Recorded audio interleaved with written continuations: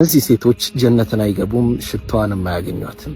ይህን ሐዲስ ስትሰሙኝ በጆሮአችሁ አትስሙኝ፣ በአይናችሁ አትዩኝ፣ በቀልባችሁ ሰምታችሁ ተግብሩት። በተለይ እህቶቼ ረሱል ዓለይሂ ሰላቱ ወሰላም ምን አሉ?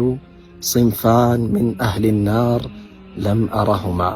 ሲንፋን ሁለት ቡድኖች አሉ፣ ሚን አህሊ ናር የእሳት ሰዎች የሆኑ ለም አራሁማ አሁንም አላያቸው ወደፊት ይመጣሉ አሉ። እነሱ አላዩአቸውም፣ እኛ ግን እያየናቸው ነው፣ አይተናቸዋል። ኢላ መን ረሒመላህ አላህ ያዘነላቸው ሲቀሩ። ከዚህ ውስጥም ስለ አንዱ ሲናገሩ ምን አሉ? ወኒሳኡን ሴቶች ይመጣሉ ወደፊት፣ ካሲያቱን ልብስ የለበሱ ናቸው፣ ነገር ግን ዓሪያት የተራቆቱ ናቸው።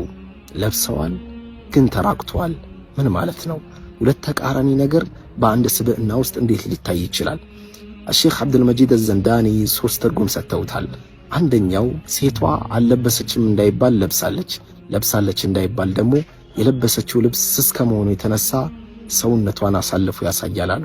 ሁለተኛው ትርጉም ሴቷ አልለበሰችም እንዳይባል ለብሳለች፣ ለብሳለች እንዳይባል ደግሞ የለበሰችው ልብስ ጠባብ ከመሆኑ የተነሳ ልክ እንደ ታይት ከመሆኑ የተነሳ የሰውነት ቅርጿን አጉልቶ ያሳያል አሉ።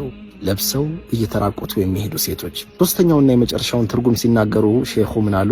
አልለበሰችም እንዳይባል ለብሳለች፣ ለብሳለች እንዳይባል ደግሞ የለበሰችው ልብስ አጭር ከመሆኑ የተነሳ ከወደ ላይ የተሸፈነ ነው፣ የቀረው ወደ ታች ያለው የተራቆተ ነው፣ የተገለጠ ነው። ለብሰው እየተራቆቱ የሚሄዱት ሴቶች። ረሱልም ዓለይሂ ሰላቱ ወሰላም አስከትለው ምን አሉ?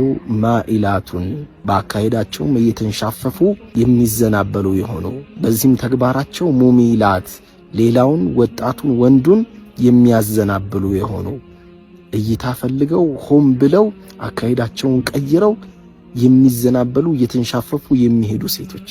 አላህ ኢላ መን ረሒመላህ አላህ ያዘነላቸው ሲቀሩ ብዙዎች እንደዚህ ያደርጋሉ። አላሁ አክበር። ሩኡሱሁነ ራሶቻቸው ጸጉሮቻቸው